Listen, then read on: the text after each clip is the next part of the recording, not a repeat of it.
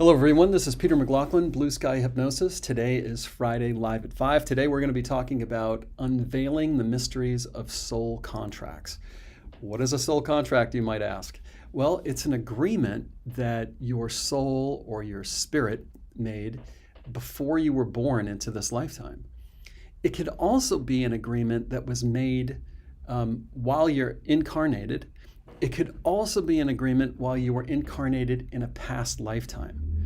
Why would you make these agreements? Well, in large measure, it's designed to advance or to grow on that soul or spirit level. But it could also be something that was done perhaps as a result of interactions with evil forces where you were seeking money, power, fame, beauty, what have you. It could also be something where you had an experience in a past lifetime and you didn't want to have that experience again. And so you've created a kind of contract to prevent that from happening, but that could cause you problems in your present lifetime. So if you guys can hear me, if there are people out there in the great beyond, please let me know that you're here in the chat or in the comment section. If you have questions, be sure to ask those questions because that's really what makes this interesting for me and I think for other people too. If you have comments, make those comments. If you've experienced anything in your present lifetime where you feel like something significant is holding you back, I'm not saying that that would definitely be a soul or a spiritual contract, but it could be. If you feel like you have a particularly intense relationship with somebody else, and who doesn't? It could be a parent, it could be a sibling, it could be a friend, it could be a romantic partner, something where you feel like it's just not working. Every time you're with this person, clash, clash, clash, clash, clash. Let me know in the chat or the comments section, and we can explore that a little bit deeper. So what I mentioned in the description for this live is that these contracts distinctly and powerfully affect us in our present lifetime. So let me give you some examples of what this soul or spiritual contract could look like from my practice, from doing this work with people one-on-one for the last 17 years. There have been multiple cases, multiple clients, where the client, in every case it was a female client, where these women were having really, really hard times in their present day relationships. It just wasn't working. And there can be a myriad of reasons for this, but in the case of these particular women with whom I worked, it turned out that they were religious nuns in a past lifetime, and that they had made a contract in the previous lifetime to only be married to the church, to only be married to Christ, to only be married to God. And there was no expiration on that contract. In traditional marriage vows, it usually says something like, "Till death do us part." So the wisdom of the people that created these contracts understood that perhaps that we live more than one lifetime, that our consciousness doesn't expire or die upon the death of our physical body. And that if the contract doesn't have an expiration date built into it, till death do us part, then that contract actually extends beyond the death of the physical body and can extend into subsequent lifetimes. Now you could imagine how that could really mess you up. Anytime we are not congruent with our deeper ethics, our deeper morals, our deeper wisdom and understanding of who we are, we start to run into problems. If a person lies, it causes stress inside of their brain. It causes their body to behave in unusual ways, and that's why a lie detector can actually function. It can actually work. It's because it's creating all of this stress inside of the body due to this incongruence between what the person knows to be true and what they are saying, the lie. So in the cases of these women with whom I worked, who we learned were nuns in a past lifetime, we ask, once we find out that they're a nun, are there contracts from that lifetime, are there vows from that lifetime that are still in effect? And those vows could be for chastity, it could be for poverty, and so on. If any of those vows are still in effect, you can imagine how that could dramatically impede that woman's ability to establish and to maintain a healthy, loving, stable relationship. Because on some level, she would realize that she was being incongruent with her other values. It would cause her a certain amount of stress. And if she has no understanding or awareness of the past lifetime as the nun, she would have no reason, she would have no understanding as to why her present day relationships were being corrupted, why they were being torpedoed and sabotaged. So hopefully that makes sense. And as I said, if the vow were to chastity, not just chastity, but also to poverty, there may be problems with money, with financial abundance that are also being sabotaged due to the fact that that whole person isn't moving in the direction they consciously want to move in. There's another part of them that's saying, no, that's wrong. That's not okay for me. That's not right. Okay, let's see who's here and if there are any comments or questions so far. Chris Duty, welcome from Chicago. Glad you're here. Sarah W., welcome. Glad you're here too. Learn to Love Yourself Coaching. I think that name is awesome. Lisa, thank you for being here. I think that's like, as you already know, as you already clearly understand, that's at the root of everything. If we can just learn to love ourselves. So glad you're here. Chris is saying, I've been feeling down and out and stuck for several months. Can't get out of this funk. Okay, so perhaps we can sort of diagnose this. Is there something that happened a few months ago that was out of the ordinary? Did you have a falling out with someone? Did you lose your job? Did you have a very memorable or remarkable dream at night while you were sleeping? Is there anything that occurred a few months ago, either in your world or, God knows, in the world at large with all of the crazy stuff that's going on out in the world? The reason I'm asking you these questions is it almost sounds like, because it's been a compressed period of time or a short period of time, just the last few months, perhaps there was something that triggered something inside of you. Now, there are other ways of getting triggered. One of the most common ones, which really blew me away when I first discovered this, is that a person could be triggered by a past lifetime, not necessarily because of something that overtly happened in their world, although that is a common mechanism for triggering. It could actually be that they just arrived at the same age they were in a past lifetime when the trauma occurred to them then. So, if you're willing, let me know. Did something that you're aware of occur in the last few months that precipitated this feeling down? Okay, thanks for that. Joyce Shaw. Hello, Joyce. And glad you're here in Florida. I'm here too, as you know. And Kathleen says, hello, listening in from the Netherlands. Awesome. Welcome from Europe. Chris saying, I'm having a hard time finding a significant other after my husband passed almost 9 years ago. Maybe that explains it, a past life contract. Okay. So I'm going to just assume, you tell me if this isn't correct, that in the marriage vows, it said, till death do us part. Even if it did say that, it is possible that you still feel very connected to him. That would be the most normal thing in the world. It's possible that due to your ethics, due to your morals, it may feel like trying to enter into another relationship is somehow betraying him. So if we were working together one-on-one, these are some of the questions that I would want to explore with you. And if you want to be able to explore these questions on your own, you can do so by using a pendulum. And you guys have heard me talk about pendulums ad infinitum. If you don't know how to use one already, go on to my YouTube channel, BlueSky Hypnosis. Subscribe if you haven't. Click the bell notification icon so you become aware of what I publish when I publish it. And just search under the word pendulum. Now, it's going to be using a pendulum for other purposes, but it will teach you how to use a pendulum, how to get a yes answer, how to get a no answer, how to get a maybe answer, so that when you ask questions, you're tapping into your deeper subconscious mind, that part of us that you would call perhaps your intuition, your inner knowing, the wise part of you, the part of you that is being referred to when people say, sleep on it when you have a big decision to make.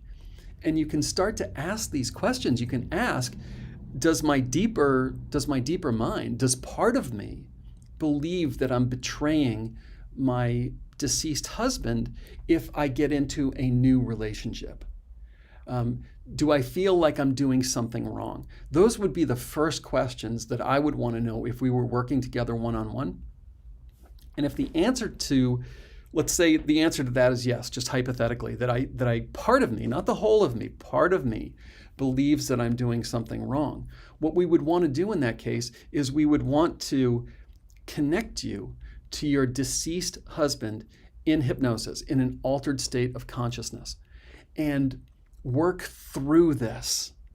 And what I have found over and over and over again with thousands of people in similar types of situations is that we can resolve that conflict.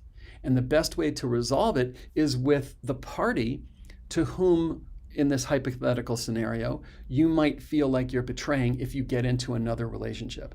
And when you connect with your ex-husband, it's very emotional, of course, but you say to him, look, I have this feeling like I'm betraying you if I get into another relationship. And what has happened over and over again in my experience is he immediately communicates with you, says to you in this altered state, in this hypnotic state, I want you to do this.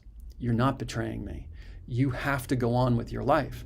We'll be together again, but for right now, this is our path. I'm in non-physical form, you're in physical form, and I want you to be able to go on with your life.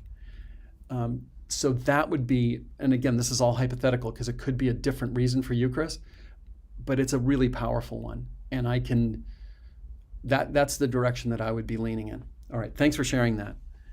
And let me know if you have any follow-up to what I just talked about, anything that wasn't clear. Martine Massey, hello Martine, glad you're here. Estelle, welcome Estelle. And Chris Duty is saying, I must have been a nun. Okay, so if you will, let us know more of why you're saying that. Is there anything to do with just totally shying away from other relationships? Are you the one that's backing away from these? Is it, and I'm going to assume it's men. Are the men the ones that are ending or backing away from things? Are you just not wanting to go on dates? Like, if you can fill this in a little bit more, it could be helpful. All right. Sarah W. says, how does life planning fit with these contracts? Okay, that's an awesome question. Let's first talk briefly for the people that have never heard this term, life planning. What is that? Okay, so when your body physically dies, all that happens is that your body goes one way and your spirit goes another way. From people who have had near-death experiences, they will describe often, not always, but often, going through a tunnel, for example, going toward the light, being greeted by people who love them in their lifetimes, being greeted by beings of light, being greeted by ascended masters like Jesus and Mary for Christians, maybe Buddha for Buddhists. And when this split occurs, we don't lose our awareness. The only thing we lose is the physical body. We have an etheric or energetic body, but we don't lose our awareness or our consciousness. We just can't communicate with people anymore because we don't have a body, so we can't touch their body. Because we don't have a body and vocal cords and a mouth and a tongue, we can't speak to them. They can't see us because we don't have a body, and so on. But we still have consciousness. And there is a period of time between your death in one lifetime and when you incarnate or when you're born into a subsequent lifetime. And during this period of time, it's called the life between lives, or the interlife period.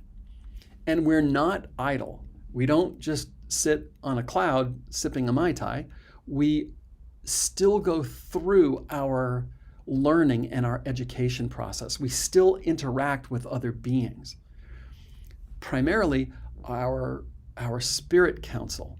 This is a group of wise beings that we from time to time appear before, and they help to plan our next lifetime. They help to advise us on our past lifetime.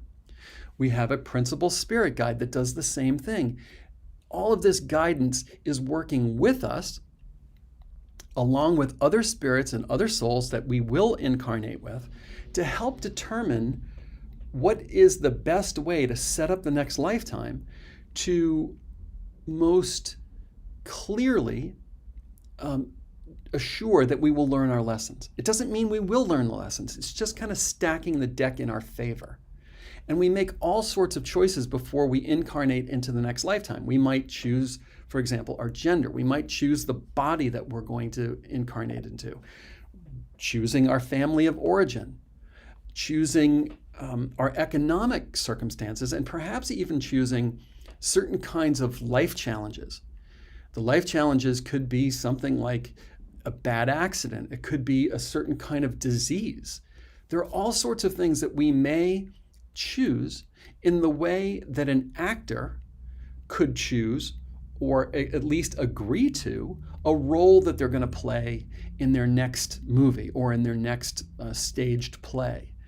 You know, the actor in one stage play might have a disability. They might come from a very wealthy family. They might have a situation where their husband cheats on them. It could be that they get some type of disease and they die prematurely. Many of these decisions we are actually participating in on this soul level with our spirit guides. That includes our spirit council, and it includes our principal spirit guide, and perhaps even others, along with the people that we will be incarnating with. And so Sarah asks, a really awesome question, which is, how does this all work in the planning session of the life between lives? So I alluded to some of the things that we might decide. And I want to share something from real world, from one of my clients from many years ago. I took a female client who was having a really hard time with her father. Like, they have a really, really, really, really bad relationship. We, in hypnosis, went into the life between lives period. We had her meet with her spirit council. We had her meet with her spirit guide. And we brought the soul of her father to this place, to this liminal space, with all of the guidance available. And we had the client, which we always do, ask the question, why is the relationship with my father so bad? Is there an origin point? And her guides took her to the planning meeting, the pre-life planning meeting, where her father's spirit was present, her spirit was present, guides are present. And all of a sudden, my client, sitting in the chair, in the hypnosis chair, burst out into tears, started racking sobs. And I said, tell me what's happening. And she said immediately, he's making a choice. He's agreeing to being an antagonist in this lifetime to help me learn my soul's lesson, my spirit lesson for this life, which was something like being able to speak up, or bravery. It was something like that. And in this instant, she had this perfect recognition that he wasn't just being an antagonist. He wasn't just being, I don't know if the word mean is the right word to use, for the sake of it. It was like he was taking on this role. And the greatest amount of sadness that was being created for her while she was sitting in that chair is she said, he doesn't want to do this. He's doing it because he loves me, and because in the very long run, it is what we're all deciding is best for me. Now, I'm not trying to say that we should, completely excuse people who harm us and not, ask them or accept for them to accept responsibility for what they're doing. Because I think on a human level, people really should accept responsibility for what they're doing. But this kind of insight into this deeper contract, this spiritual contract that her father was taking on to be the antagonist in her upcoming life so that she could more readily learn this powerful spiritual lesson that she had been working on for many lifetimes, actually transformed their relationship because she didn't look at him in exactly the same way anymore. She didn't see just one facet of him, like a two-dimensional image. She now saw the spiritual 360-degree truth about him and about why their relationship had been the way it had been. And whenever you make a change like that to your perspective, the relationship, your life also changes. So that's the best way that I can describe that. And Sarah, if you have any follow-up questions or perspectives or comments or anybody else that you want to ask about the explanation I gave, please do, because it's a really important topic. And I think ultimately what this does for people when you realize that you live between incarnations, when you realize that you make important choices about the life coming up, you naturally shift from a sort of victim perspective, these things are just happening to me, to a more creator perspective. You start getting curious about why I would have made certain choices in the life between lives. And then when you explore this, as I say, it transforms the relationships that you have in your present life, and it also transforms your outlook. You stop, or you're much more likely to see things as being empowering rather than being devastating. Things as being purposeful rather than things being random. And for me, this is one of the most empowering things I've ever come across in my lifetime, is coming to this awareness that the leukemia diagnosis that I got in 2003 that brought me into this work wasn't something that happened to me. It was something that happened for me. And when I think about it now, I don't get angry the way I did when I was first diagnosed. I don't rage against the world. I don't get angry the way I did at people who are out of shape, thinking, why not them? How come it was me? I now understand that it was part of my path and that I needed to have this experience. And that is enormously empowering. So thank you for that awesome question, Sarah. I really appreciate that. All right. So Barbara Shopperdoll, hey, good to see you. Welcome back. It's been a while. Glad to be here. I'm glad you're here too. Chris Duty, a few months ago, is when she said that she started feeling down. And she said, yeah, she sold her house of 23 years and had to move for financial reasons. In the vows, it was till death do us part.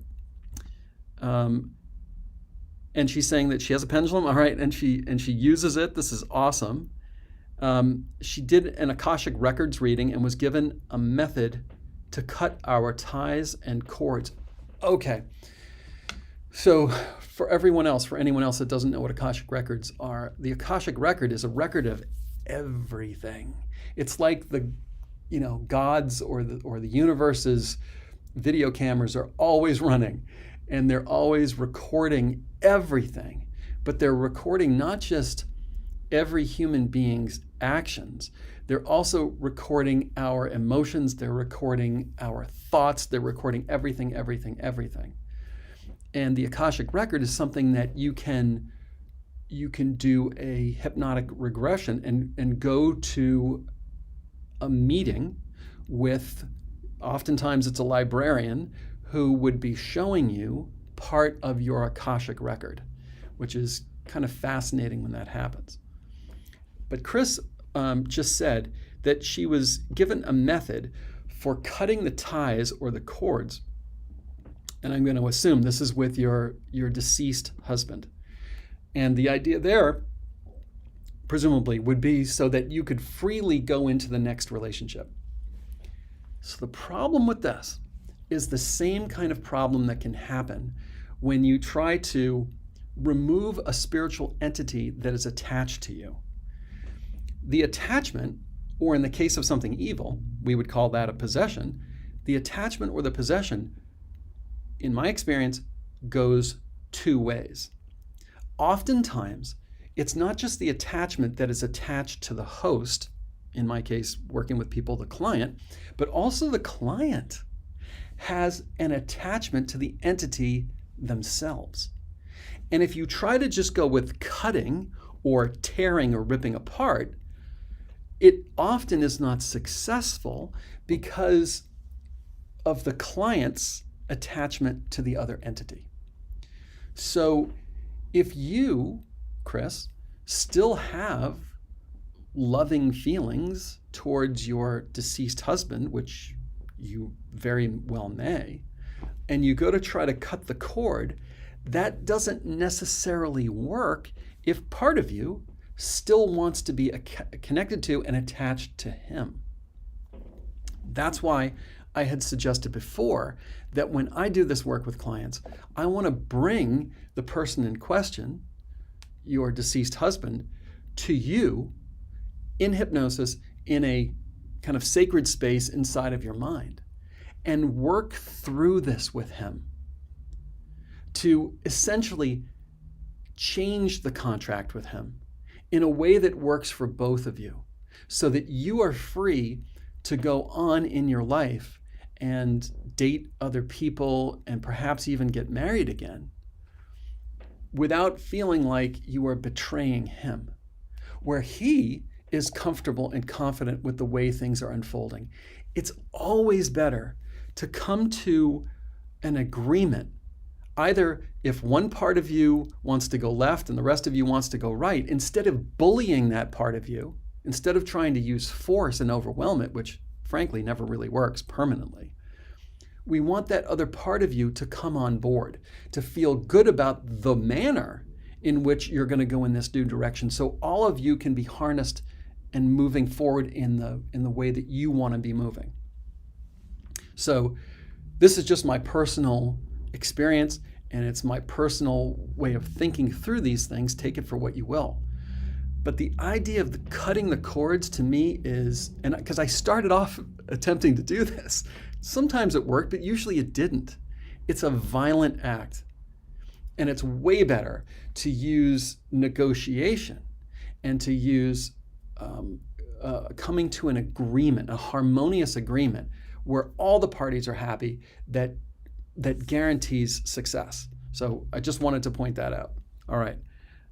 And Chris, you were saying she does use a pendulum, which is fabulous. And then there's one more here. She said, regarding the nun, the possibility that she might have been a nun in a past life and took vows for things like chastity, poverty, perhaps, my understanding is that nuns actually spiritually get married to God or to Jesus. All right, so regarding a nun, poverty and hesitation to date, where did that go? Poverty and hesitation to date because a few dates she went on didn't work out. Okay, let's just see if there's any other comments here. Yeah, one more. Yes, with deceased husband, but I think you're correct as to why it didn't work. Okay, so I think she's saying that she went to cut the cords with the deceased husband, but it didn't work because she wasn't totally on board with that in terms of the totality of her. And we talk in these terms, these physical terms, that it's easier as a human to understand that part of her. So we say, part of me liked this, part of me didn't like this, part of me trusts this person, part of me doesn't. We think in terms of parts because it's very useful. Your conscious mind can say, yeah, I want to be in a new relationship. But there's another part of you living somewhere that says, that's not right, or that doesn't work for me. And it's important, as I said before, to reach an accord so that you have no part of you that is resisting what you want. Okay, and let's see, was there another question in there? Yeah, she said, regarding the nun, poverty and hesitation to date, because a few I went on didn't work. All right, so Chris, you know how to use a pendulum, so I would suggest you ask these questions. And this would be after you calibrated, it's a good time for me to ask questions and receive accurate answers. My higher self is controlling this pendulum right now, fully and completely for my greatest and highest good. Once you've calibrated that pendulum, and for those of you who are just tuning in, I have videos on my YouTube channel, BlueSky Hypnosis, that teach you how to use a pendulum.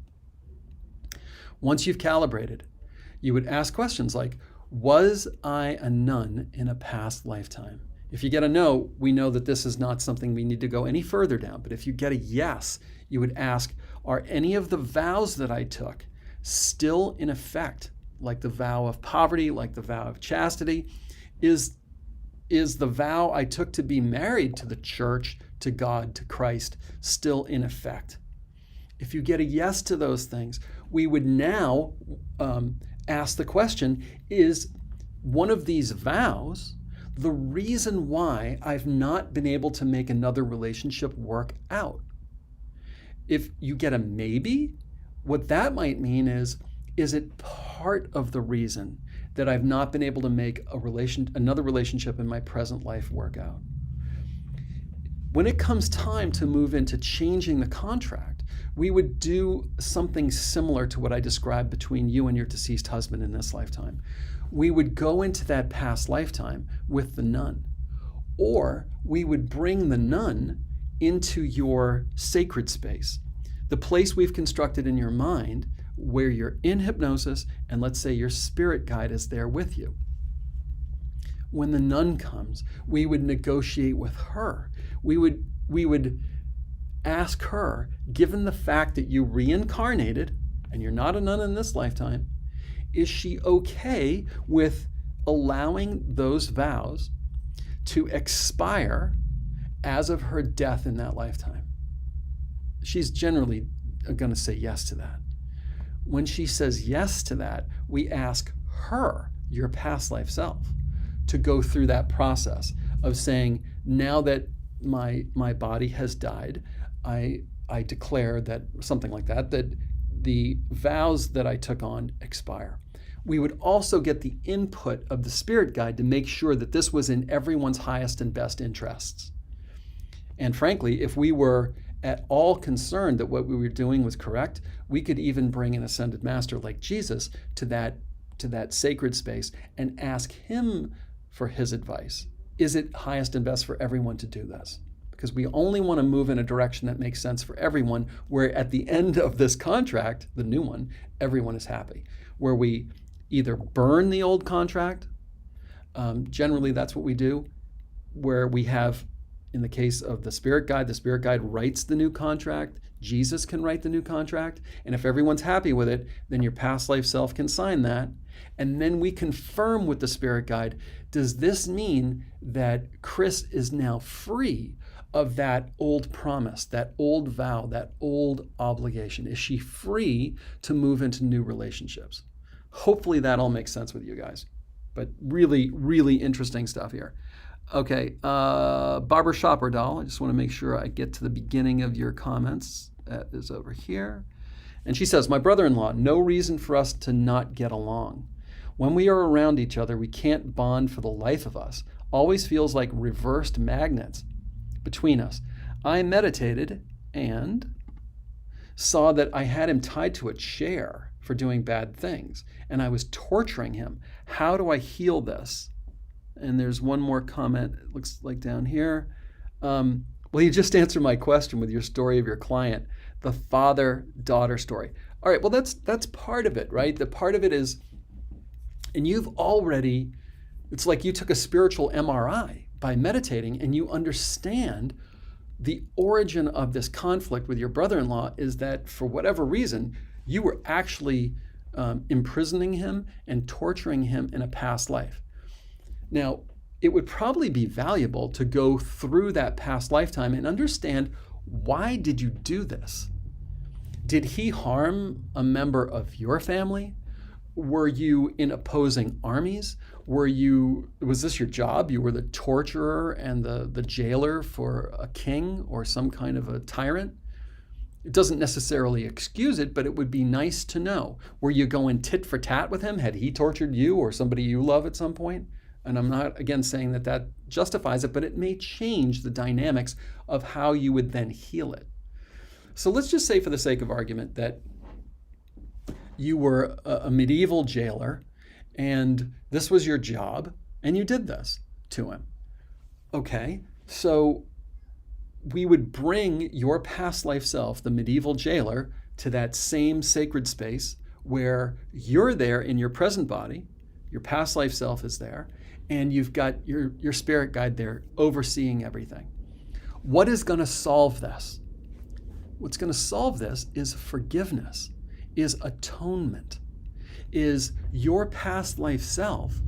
We want to know if your past life self is willing to atone for inflicting so much pain and suffering on another human being. And let's say it's a he. Let's say he is willing to do that. Then we bring your who's now your brother-in-law, his past life incarnation to this place. And the two of them work through this. The jailer probably is going to get on his knees and humbly ask for forgiveness from the person that he harmed. The person that he harmed has probably already moved on. That seems to be the nature of things, and will most likely forgive him if it's an earnest apology. And if he is forgiven, the next thing that may have to happen is he, your past life self, might have to forgive himself for what he did. And if he was a jailer, if that was his job, he probably did this to hundreds, if not thousands of people. And what we do in that case is we ask for those people who are willing to come forward to receive an apology to come forward. And sometimes people say, oh yeah, 3 or 4 people showed up. Sometimes they say, there are so many people here, I can't even count them. And he essentially gets down on his knees. We usually don't even have to say that, it just happens. There's usually tears coming down from the person's face, and they apologize to everyone. And when they're released of this karma, really, which is, if you think about it, a kind of contract, we act in certain ways, we use our free will to act in certain ways, and we create a burden. We create a contract that we call karma that isn't satisfied. It isn't completed until we learn the lessons, the pain that we caused other people. And once we do, the karma or the contract is satisfied, is now completed. So once all of this forgiveness has taken place, we then check in with the spirit guide and we say, did my past life self, the jailer, did he successfully apologize to all these people? Was he forgiven? Did he forgive himself? And oftentimes we already know, because the person now will be lit up. They'll be filled with light. That's what the client is telling me. And if that's true, then we ask the guide, is it highest and best for my present life self to merge with my past life self, for the two of us to become one and more whole? Or is it highest and best for my past life self to go into the light? And we accept whatever the guide says. If the guide says go into the light, that's what we do. If we say to merge with you, then we ask your past life self, are you okay with that now that you're healed? And if he says yes, then we ask client, are you okay with that? And if client says yes, then we have them merge together in this beautiful wholeness. The healed past life version of you merges with who you are now. So hopefully that all kind of made sense. And Barbara Schreiber-Dahl, my advice would be go back into hypnosis, meditation, go back into that past lifetime and understand more of the dynamics of what happened there. And then use your pendulum or talk to your spirit guide to ask, is it highest and best for me to clear up what happened in that lifetime? Does it still need to be cleared up? Is there still karma? And when you do all of this, your relationship with your brother-in-law in this lifetime will probably get a lot better, just like that. It'll seem like magic. Okay, thank you for sharing all of that. All right, let's see. Anne Kathleen, can you have contracts with multiple people? Yes, you can. Absolutely, 100%. Just like you can in this lifetime. I often think that we are in some ways mirroring the concepts of, if you want to call it spiritual law, in our civil law, free will.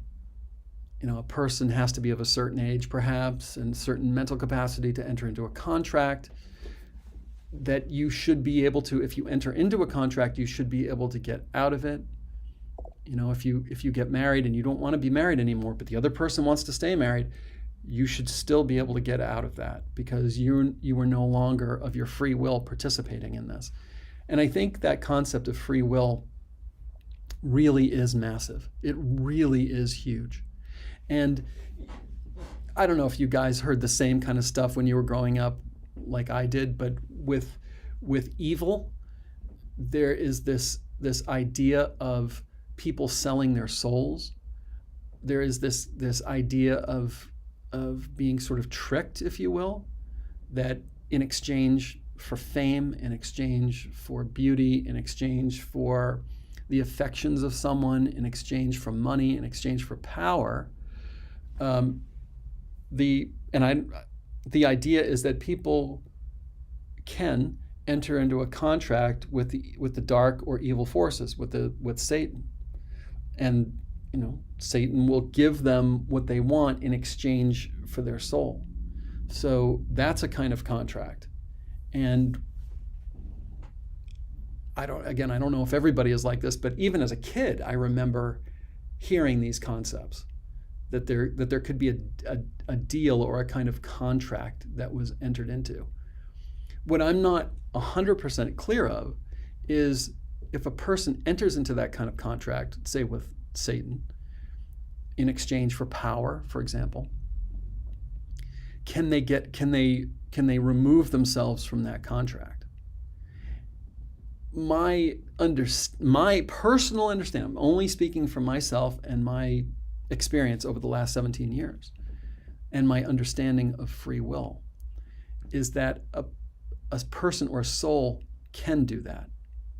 But I'm only speaking from my own experiences. I'm not trying to say I know definitively for sure, because in general, I think that's a pretty bad deal to engage in that kind of contract.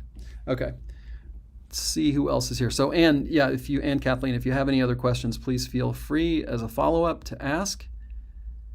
Natasha, thanks for clarifying that the attachment can go both ways. I was wondering after our session, who had been holding on to who? Yes, normally it's client is holding on to attachment and attachment is holding on to client. That's normally what's happening. It varies in terms of the intensity. It can go from client was drinking alcohol, they were kind of blind drunk, and there was an opening, which is kind of a tacit approval, if you will, for an entity to attach to them. That would be like if you left your door open and you went on vacation and someone came into your house. And their argument would be, a reasonable person could think that it was okay for me to come into the house because the door was standing wide open and I took that as an invitation.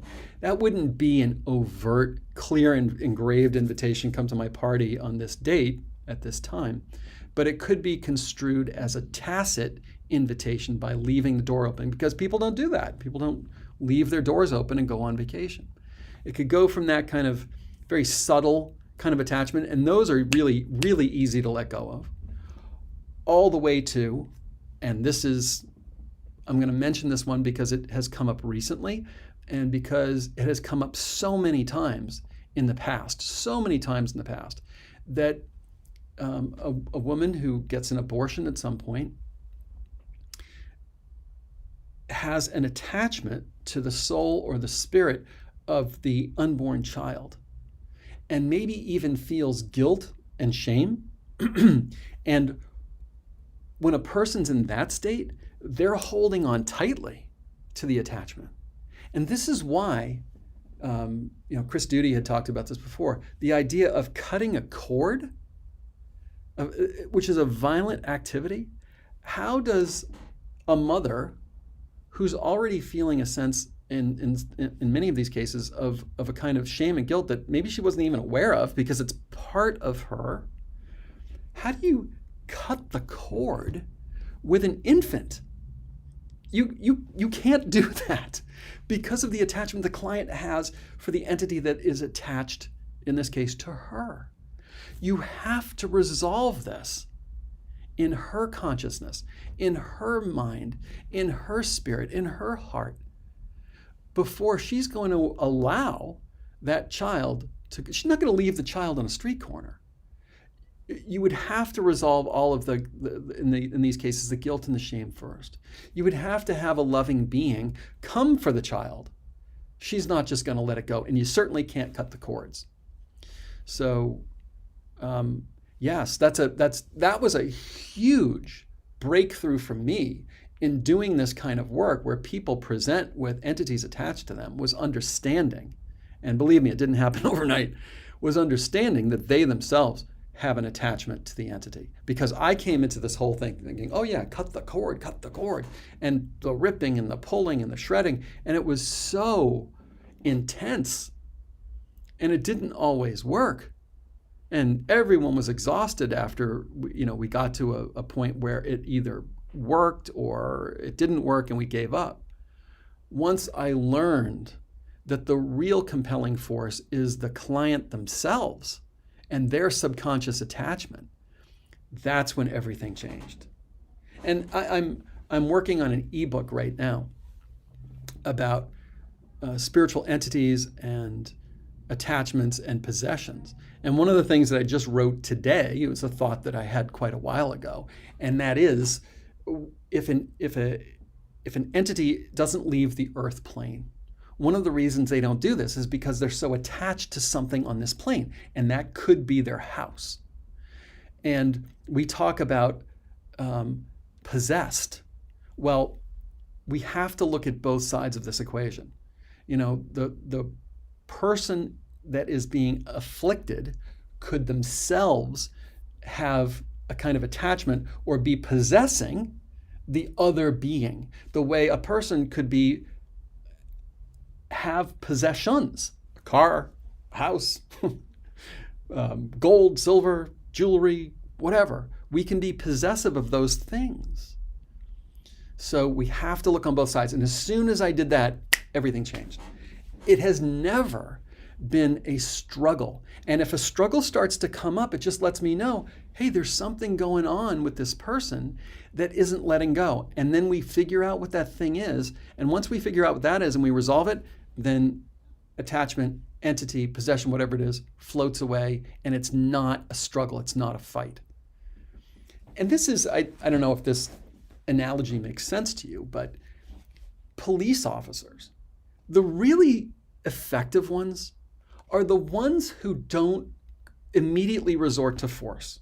They don't resort to their taser. They don't resort to their sidearm. They don't resort to handcuffs. They don't resort to pepper spray. They don't resort to a baton. They use their mouth. They talk to the other person like a human being, with respect.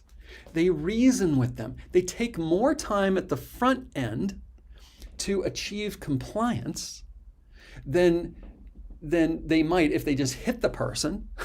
But in the long run, it works out better for everyone. And I'm not saying that sometimes police officers don't have to use force in certain circumstances. But I think for many, perhaps they move to that too quickly. So let's see who else is here and if there are any other questions. Barbara Shopperdoll is saying, love the explanation of the entity attachments of the host being attracted to. Yeah, this is really, really the breakthrough as far as I'm concerned. And I've seen this up close and personal with many, many, many, many, many, many, many people over the last 17 years. And I did it the old way. And it was a struggle and a fight and crappy. And not all the time. Sometimes it worked. And the new way is just so smooth. And everybody walks away feeling calm about this. You don't want, if somebody's in your house, you don't want them in your house and the cops come over, you don't want them dragged out by their hair. You want them to just say, oh, you know what, you're right. I'm just gonna walk out with you. I shouldn't have been here. I'm sorry. They go. Everybody's much happier. And Barbara Shopperdoll also says, makes more sense when sometimes people who have attachments, they try cutting, but it doesn't work. Yeah, you're 100% correct. 100% correct. And look, we come from a decidedly violent society, right? I mean, I like our national anthem, but it does talk about the bombs bursting in air, right? The fighting through the night and the glare of the rockets and all these other things. And we do always talk about, oh yeah, we're going to have a war on poverty. We're going to have a war on drugs. We're going to have a war on cancer. Well, when I was diagnosed with cancer 20 years ago, I thought, who would I be fighting? Myself? Part of me? That doesn't make any sense to me. I don't want to hurt part of me. I don't want to destroy the village in order to save it. Famously said by a U.S. soldier in the Vietnam War, we had to destroy the village in order to save it. It's nuts. We want cooperation. And even on an international stage with relations with other countries, it's so much better to negotiate, to figure this out in a way that works for everyone. Doesn't that make more sense than you keep sending in the army over and over again, kill people, destroy things? It works better for everyone. So yeah, I 100% agree with what you're saying, Barbara Schopper Dahl, and I couldn't be, as you can tell, more passionate about this very point. All right, Martine Massey is saying, sometimes life can be very hard, and I think sometimes with a little smile, I must have been a bad person in another life and am punished for it now. So I chose this life I live now by myself and in between time, life between lives.